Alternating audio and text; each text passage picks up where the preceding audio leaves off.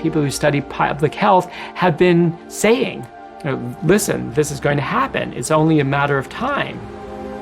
This is a message from the government's chief medical officer about coronavirus.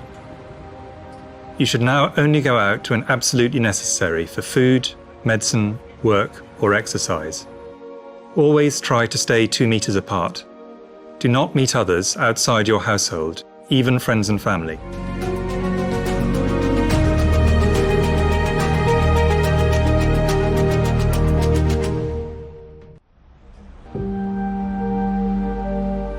I think this disease is remarkably infectious, even compared to influenza, the flu. And so even though we were prepared, we were almost overrun by the ferocity of the pandemic. It's highly transmissible, like other coronaviruses, which would only cause a common cold. You know, if you're in the room with somebody with a cold, you're likely to get the cold. But the problem with this virus is it doesn't stop in the nose, it doesn't stop in the lung, it can spread very rapidly into the rest of the body. And that's why it is such a dramatic disease. Portobello Road in the heart of London's Notting Hill district, normally packed with people and tourists from all over the world. Now, in March 2020, it's deserted streets, shuttered shops, closed schools, empty public transport, queues. The deadly COVID-19 virus that hit the world in the early months of 2020 led to scenes like this everywhere.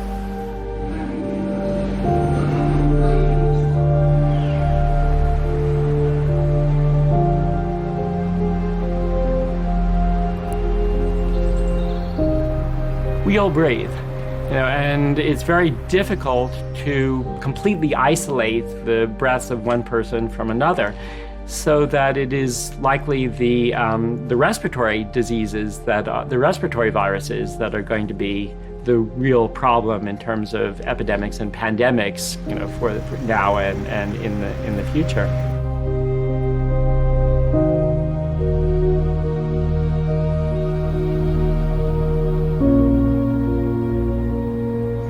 But this is just the latest in the series of pandemics that has devastated populations and societies across the world through the ages. When I was a child, in the 50s, there were many diseases around. I got hepatitis, there was polio around, and you would see people who were crippled. And we were aware all the time of the dangers of infection, and the doctor would come to your home and treat you for that. But what's happened since then, we brought in antibiotics and we brought in vaccines, and gradually we've driven many of the infectious diseases, not necessarily out of the richer countries, but into hidden healthcare components of the richer countries, often into hospitals away from the community.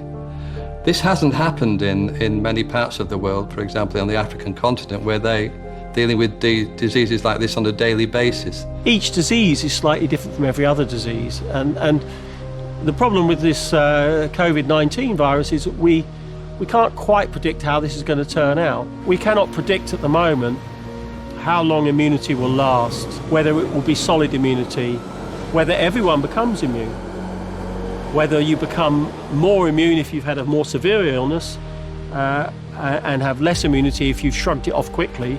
We just don't know. These are still questions that are up in the air.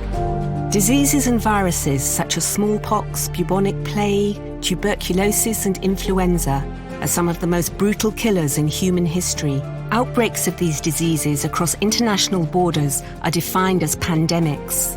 How did they change the world in the past? Why do they still happen? And how will they change the world again? This will be a continuing battle. I think we thought we were winning the battle after around 1950s, and this is a reminder, the COVID-19 outbreak, that it is a continuing battle and it will continue on into the future. Through the ages, men have searched and found cures for new diseases, and they are doing so again. The idea that vaccines or drugs are silver bullets is rather naive, or it certainly you need to be far more nuanced in your thinking there. These are extremely valuable weapons in our armoury against infectious diseases, but they suffer from two problems. Sometimes when we want them to work, they don't work, and sometimes they cause problems in addition to the problem they're trying to solve. and that's true of drugs and it's true of vaccines. Humans have always caught diseases from animals. In fact, most new infections and diseases come from wildlife. It really goes back to the time when humans first became urbanized and formed clusters themselves, where they moved from being hunter-gatherers, if you like, into more organized society. That's probably when the first mini-pandemics occurred. The history of human civilization has been increasing contact with animals, starting with agriculture, where we had domestication of animals. We had also things like grain stocks and such, which brought in other non-domesticated animals like mice and rats and other rodents. We've had expansion into wilderness areas with agriculture, with need for housing, need for lumber, need for other raw materials, which brought us in contact with animals. So there's been these tendencies to have increasing contact with animals that we have not had contact with before. But environmental changes are speeding up this process, while the explosion of city living and international travel means that when these diseases emerge, they can spread more quickly. Most animals carry a range of pathogens, bacteria, and viruses, which can cause disease. A pathogen is an organism that causes disease. The pathogen's evolutionary survival depends on infecting new hosts, and jumping to others is one way to do this. The new host's immune system tries to kill off the new pathogen, meaning that the two are locked eternally in an evolutionary game of trying to find new ways to vanquish each other. We encounter new pathogens all the time. The vast majority of the pathogens we encounter are either not very successful at infecting humans or transmitting between humans, or are dealt with very easily by our immune system. Now, there's some very small fraction that's able to infect humans directly from animals, something like bird flu.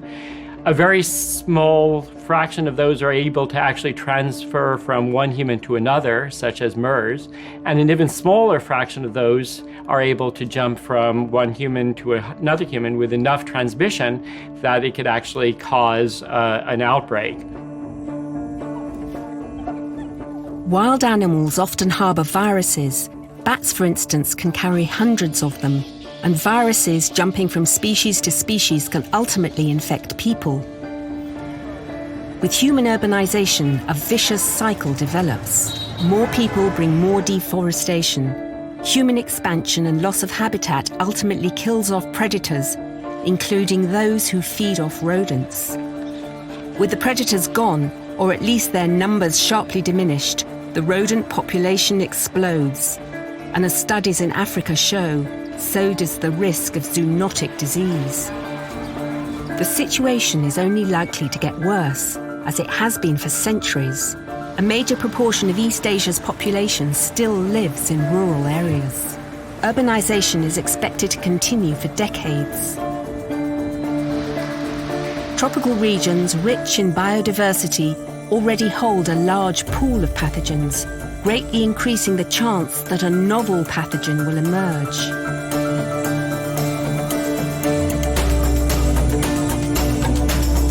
The farming system throughout Africa and Asia doesn't help. On both continents, many families depend on subsistence farming and a minuscule supply of livestock. Disease control, food and housing for those animals is extremely limited. Cattle, chickens and pigs, which can carry endemic disease, are often in close contact with each other, and a variety of non-domestic animals and humans. Live animal markets, commonplace throughout Asia and Africa, feature crowded conditions and the intimate mixing of multiple species, including humans. This too plays a key role in how a killer pathogen could emerge and spread between species. Another risk is bushmeat hunting and butchering, which is particularly widespread in sub-Saharan Africa. These activities not only threaten animal species and irrevocably change ecosystems, they also bring people and wild animals together. Bushmeat hunting is a clear and primary path for zoonotic disease transmission. With bushmeat, what you're doing is you're going out and you're trapping or catching wild animals, which might bite, which might scratch. And then you're butchering them, which puts you in direct contact with a lot of their bodily fluids. And so it's very easy for pathogens to jump from these wild animals to humans through the mechanism of bushmeat.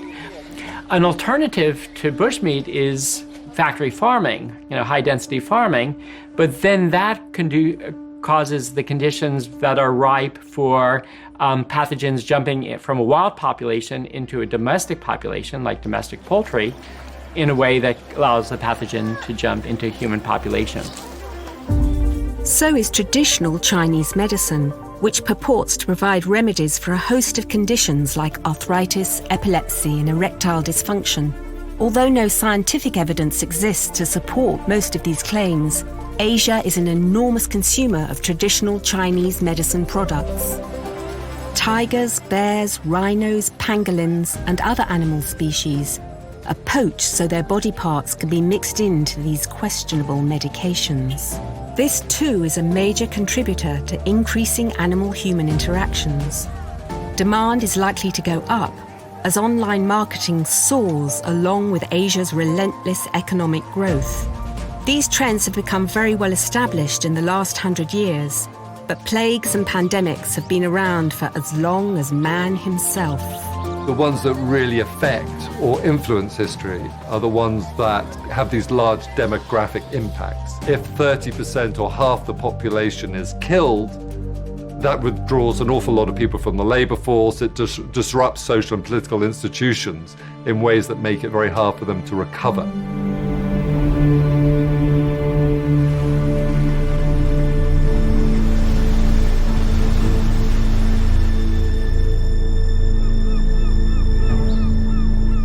The plague of Justinian was a pandemic that afflicted the Byzantine or Eastern Roman Empire, and especially its capital, Constantinople, in the 6th century. Merchant ships arriving from Black Sea ports harboured rats that carried fleas infected with plague. This became one of the deadliest pandemics in history, resulting in the deaths of an estimated 25 to 100 million people during the following 2 centuries. It was named after Emperor Justinian I, who caught the disease but survived.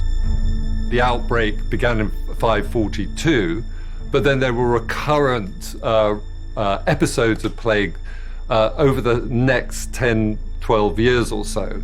And we know that by the end of this period, the Byzantine Empire was thrown into turmoil. It's said that something like a third or more of the population was stricken and died. The losses in Rome itself were huge, so it struck right at the heart of the Roman Empire. The usual narrative about the plague of Justinian is that that's what resulted in the breakup of the Byzantine Empire and the beginning of what were known as the Dark Ages. In a similar way that we're used to, COVID starting slowly, it started with, 1 or 2 people falling ill, not really realizing, but in this case we know that the infection was very, very rapid. Once people developed symptoms, they would progress to very severe illness and end up dead in a matter of days.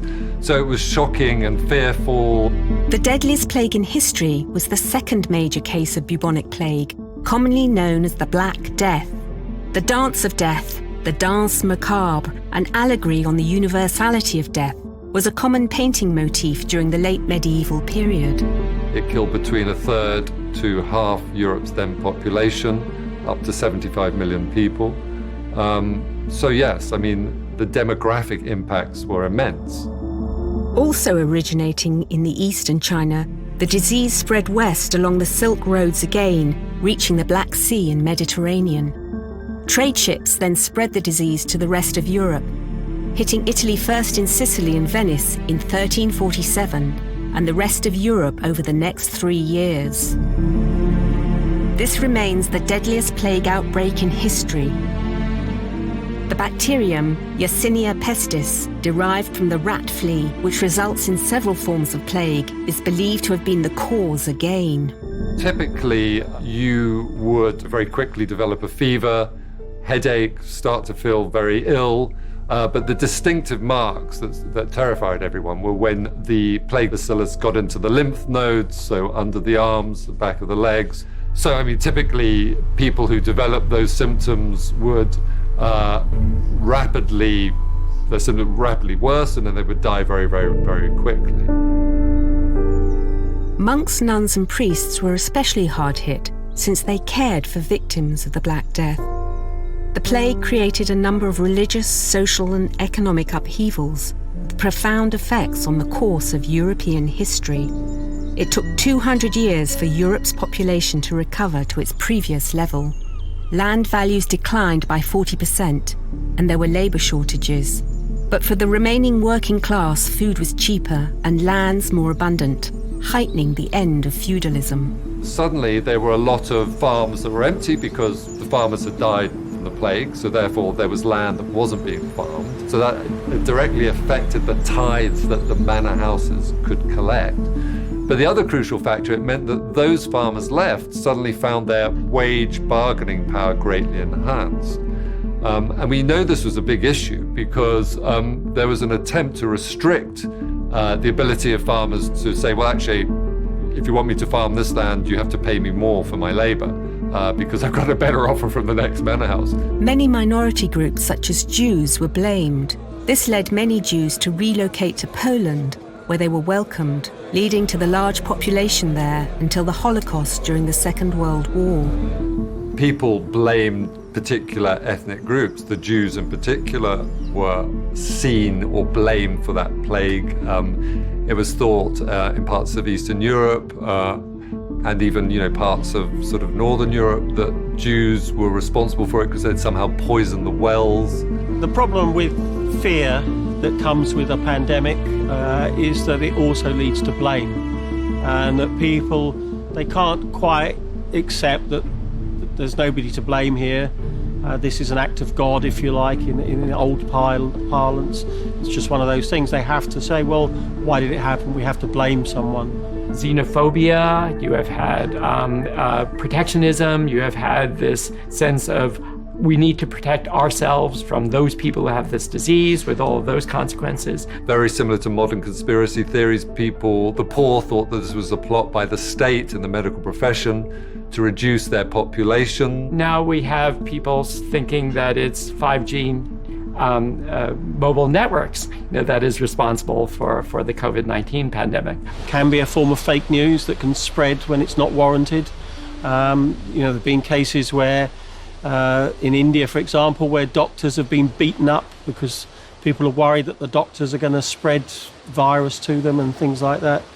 In the past as now, you have a lot of misinformation. So for instance, with malaria, the name malaria comes from this notion of bad air, because malaria was seen as caused by the types of bad air characteristic of swamps. With influenza, again, influenza was seen as emerging from the influence of heavenly bodies. That's how we end up with the name influenza. With leprosy, which was a very disfiguring illness, was seen as an affliction given to you by God for your sins. Religious fervour and fanaticism erupted in the wake of the Black Death. Gypsies, lepers and others with skin diseases such as acne were killed throughout Europe. The Black Death saw the introduction of quarantine in an effort to protect coastal cities from plague epidemics. Cautious port authorities required ships arriving in Venice from infected ports to sit at anchor for 40 days before landing. The word quarantine comes from the Italian 40 giorni, or 40 days.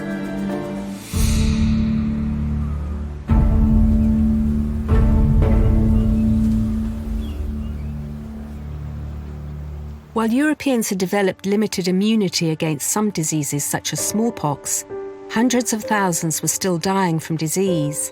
The Black Death had never really gone away, and in the 17th century, the bubonic plague came back again. In London, the Great Plague, lasting from 1665 to 1666, was the last major epidemic of bubonic plague to occur in England.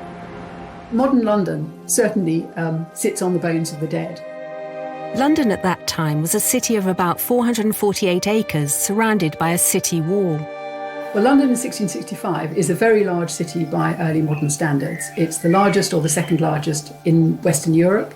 It has a population of perhaps 450,000.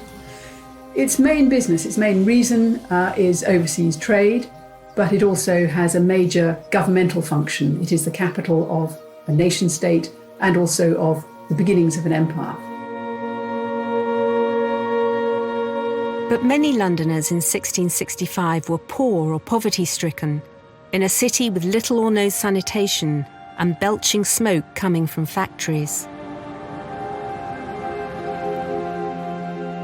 Plague had taken hold in many European cities, such as Amsterdam in the early 1660s. It was in bales of cotton imported on Dutch ships that the plague allegedly came to Britain. Ships were quarantined on the Thames and other ports for 30 days before being allowed to travel upriver, but it was too late. One of the most difficult and dreadful things about the plague was, in the early part of it, you would know that it was going to happen. You could look back on the experience of the last century when there had been 4 or 5 major epidemics, and you would know in May that it was beginning to be a major epidemic and that it would get worse and worse up until at least September, if not October, and that literally thousands of people would die. So in a sense, it's that foreknowledge, that experience that may help you to prepare for it in administrative terms, but that also means you are in no doubt about how bad it's going to be. The Great Plague killed an estimated 100,000 people, almost a quarter of London's population, in just 18 months.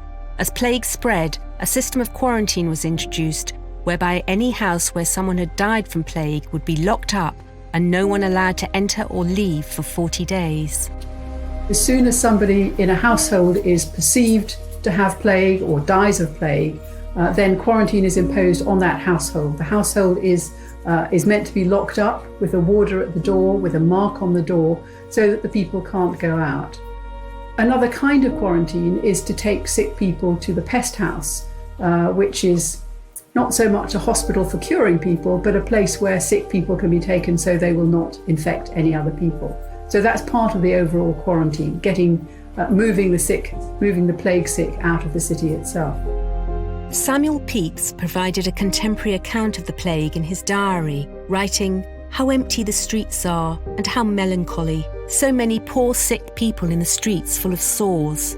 One eyewitness said that London became so quiet that everyday life was like Sunday and grass started to grow in the streets. Pepys wrote in his diary that the plague is making us cruel as dogs to one another. Daniel Defoe, in his Journal of the Plague Year 60 years later, wrote, "Nothing was to be seen but wagons and carts, with goods, women, servants, children, coaches filled with people of the better sort, and horsemen attending them, and all hurrying away." Londoners knew about plague because it had been around in London for centuries, but they knew enough to be very afraid of it. If you possibly could, you would get out of London. That's the best advice. But of course, many hundreds of thousands of people can't do that. They have to stay because they're too poor to move, because they need the work, or because they haven't got anywhere to go. So for those who stay in London, anxiety about infection is very strong indeed. The rich ran away, including King Charles II of England, his family and his court, who left the city for Salisbury, moving on to Oxford. Once the plague was over, the population of London recovered surprisingly quickly. People returned to the capital, and new people came to take over jobs left vacant by those who had died. There was a sudden rise in the number of marriages and births. The 19th century would become an age of great advancement in the fight against disease. 19th century, what you had was the beginning of what I would call globalization. You know, you had the rise of steamships, you had development of railroads, and it was in the 19th century that you first started to have worldwide pandemics. You know, cholera had existed for a long time in India and had been pretty much confined to India. All of a sudden, you have it transmitted all around the world, so that every continent that's inhabited comes in contact with cholera. It was an English physician, John Snow, who became known as the father of epidemiology. Here in Broadwick Street in the heart of London's Soho stands a pub in his name, on the spot where Snow discovered that a contaminated water pump was the cause of a cholera outbreak that had killed 500. But Europe was soon to witness one of the greatest breakthroughs in disease medicine. Louis Pasteur, known as the father of microbiology, is credited with the discovery of the germ theory of disease.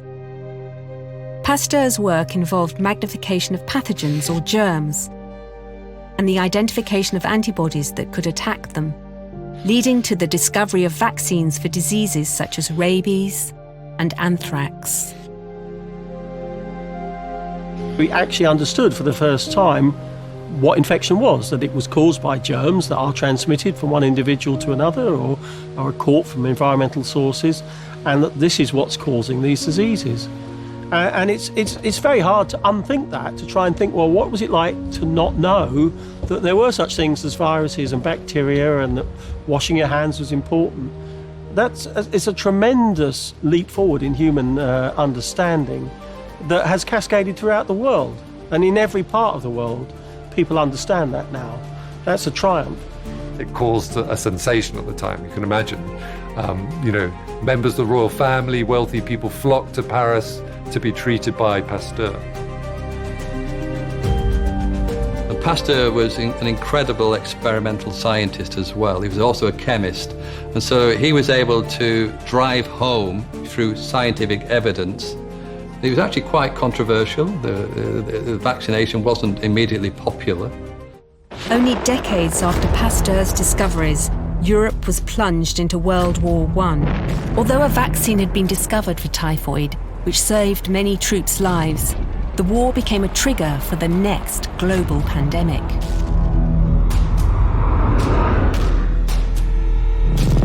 Press coverage of the growing influenza was limited, except in neutral Spain, hence the name Spanish flu.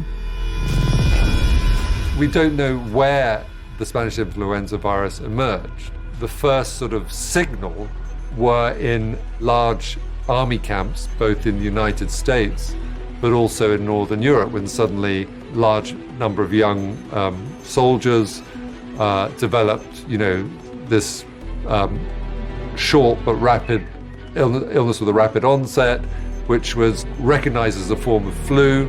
The severe cases developed pneumonia, but the signature was large numbers of people had to be hospitalized.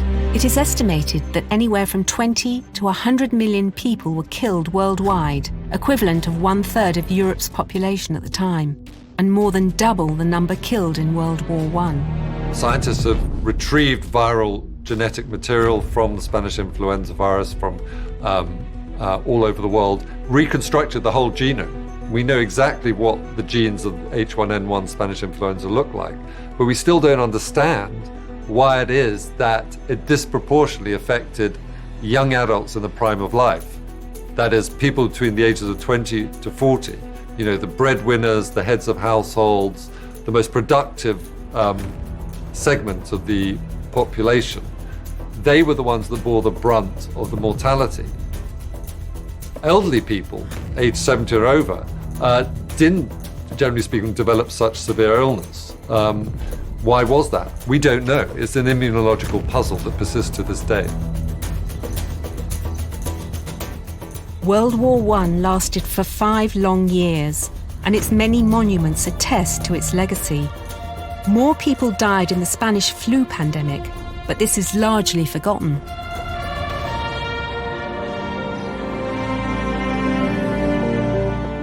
The virus also mutated, resulting in a more virulent strain, leading to an even more lethal second wave. The same disease came back, but it probably never really gone away. It was probably already in all these communities and circulating invisibly worldwide, when it then produced a new and dramatic wave of severe illness where the death rate was much, much more elevated. So this is typical. Pandemics come in waves. And depending on the incubation period of the virus and whether people develop evident symptoms or whether they're asymptomatic. So when someone's asymptomatic, you don't know if they're infected or not. And that's the big danger. Today, The viruses, thousands of them, continue to evolve.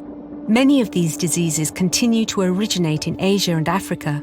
It's just a matter of time before another major outbreak occurs in this region of the world. In 2018 alone, there were outbreaks of typhoid in Pakistan, cholera in Yemen, plague in Madagascar, monkeypox in Nigeria, MERS in Saudi Arabia during the Hajj, and Ebola in the Democratic Republic of Congo.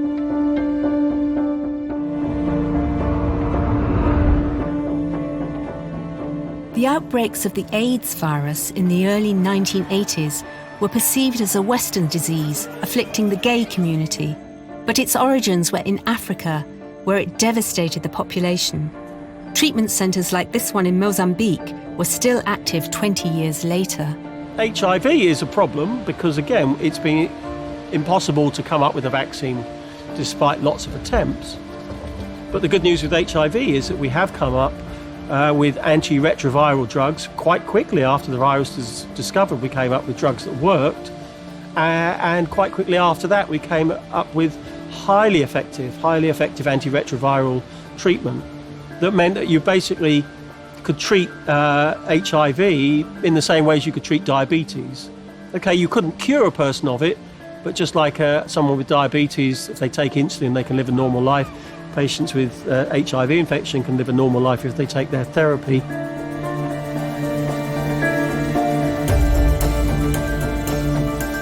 All the coronaviruses that caused recent epidemics, including COVID-19, jumped from bats to another animal before infecting humans. It's difficult to predict precisely what chain of events cause a pandemic, but one thing is certain: these risks can be mitigated by developing strategies to minimize ecological disturbances. Climate change is going to be an increasing challenge in this world in terms of resulting in the possibility of future pandemics. You could argue in a way that the coronavirus has done us a favor because it's forcing us. We can no longer ignore the way that we disrupt our own environment. And quite frankly, even though we've known for 10 years or more that we are causing climate change and global warming, we really didn't do anything about it. There was no real political will to follow through. The reason for that is we're very bad at long-term thinking. The political cycle and the news cycle means that, cultural amnesia is built into our daily lives. But we have to get better at it. This has been a huge wake-up call. There is an urgent need to prevent deforestation and reduce animal-human interactions, and a comprehensive global surveillance system to monitor the emergence of these diseases will help us fight these deadly and terrifying epidemics.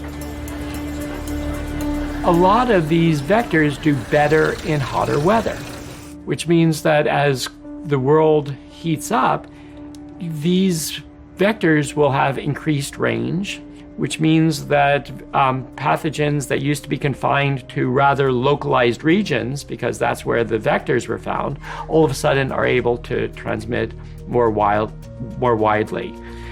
So for instance, mosquitoes tend to breed much better and faster in warmer temperatures. Climate change removes and alters animals' habitats, changing how they live, where they live, and who eats whom. The way humans live has also changed. 55% of the global population now live in cities, up from 35% 50 years ago. And these bigger cities provide new homes for wildlife: rats, raccoons, foxes, birds, jackals, monkeys, which can live in the green spaces such as parks and gardens of the waste humans leave behind. Often wildlife species are more successful in cities than in the wild because of the plentiful food supply, making urban spaces a melting pot for evolving diseases. An unprecedented shift in human population is one reason why more diseases originate in Asia and Africa. The most rapid urbanization is happening here, where the majority of the world's population now lives.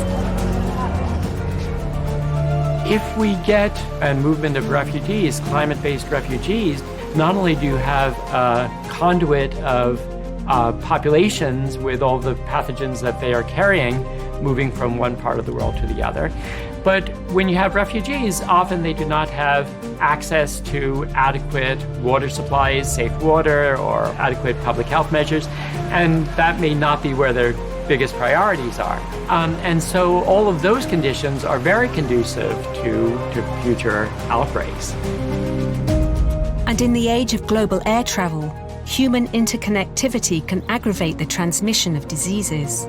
As COVID-19 showed, an infectious disease that starts in one part of the world can spread globally in virtually no time whatsoever.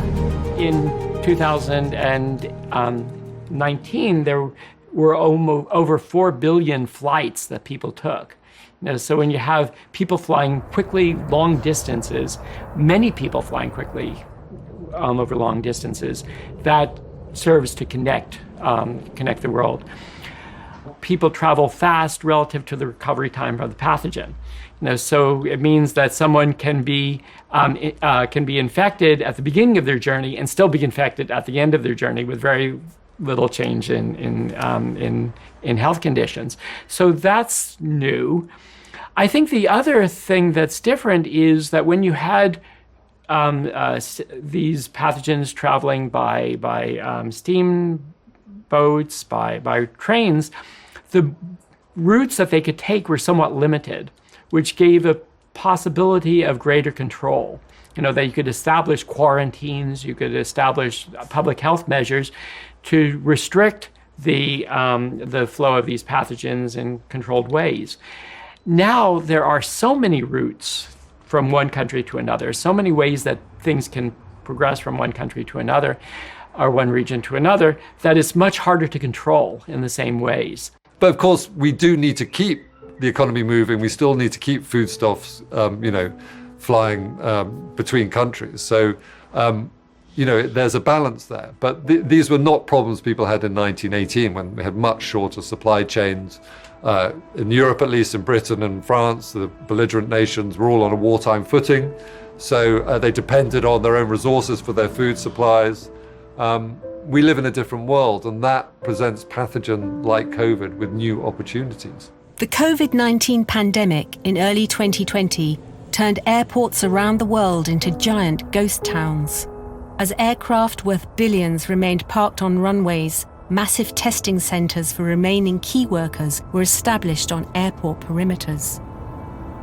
While the economic impact of this latest pandemic will be felt for many years. Exposed to an infected person, you must self-isolate for 14 days. Play your part and do the right thing so we can safely In the meantime, return to colossal normal. efforts are being made to understand, contain, and find cures to infectious diseases. At Cambridge University, this deep containment facility has been built to do just this. Run by Professor Gordon Dugan, it is a state-of-the-art facility. Outside of the facility, there's a cage. That cage is what we call an anti-terrorism, anti-threat cage that prevents people getting into this facility who we don't want in the facility. We have COVID-19, the SARS-2 virus growing here. We have the HIV virus capability in this facility. And on the bacterial side, we have the ability to grow the typhoid organism, the organism that causes typhoid, which is actually a bacteria, and we have a room for that. The latest pandemic, like others before, has had massive lifestyle implications. So I'm an infectious disease expert, and when I travel into areas where I know diseases, I'm very careful about the way I manage myself in that environment. Social distancing, natural.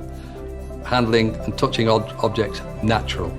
I think that will become much more as a natural instinct. I think it is a natural instinct that we've lost, and I think that will become more instinctive in people. They'll ask the question, am I likely to be infected by this kind of interaction? And sometimes it will become natural.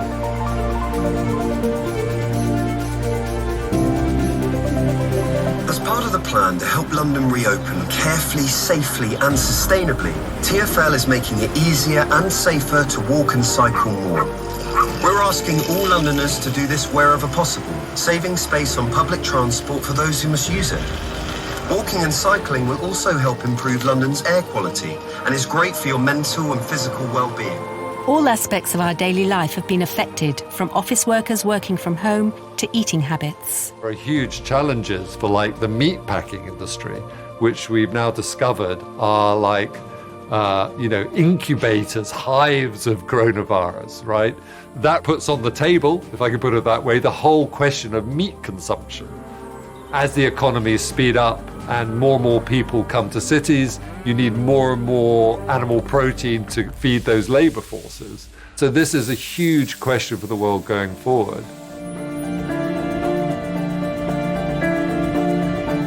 Now we've seen the power that pandemics have to disrupt not just social life, but economic life and political life. They're huge stress tests. What a pandemic does is it stresses, it shows where all the fissures and cracks are in your economy and in your political systems of governance. And it also asks very tough questions of politicians. Who is up to the job? Who is actually capable of sorting out this mess? So as long as we have a society based upon constant disruption, there will be continued and increasing opportunities for pathogens to take advantage of the resulting opportunities that arise. The key point is that we use our faculty of reason to understand what's going on here and to work out what are the interventions that we need to apply and put those in place. And that's where we've made tremendous advances in the last 150 years in our understanding. Obviously, every death is a tragedy, but this is a struggle we are, on balance, winning, and we will win this battle in the end. I'm certain of that.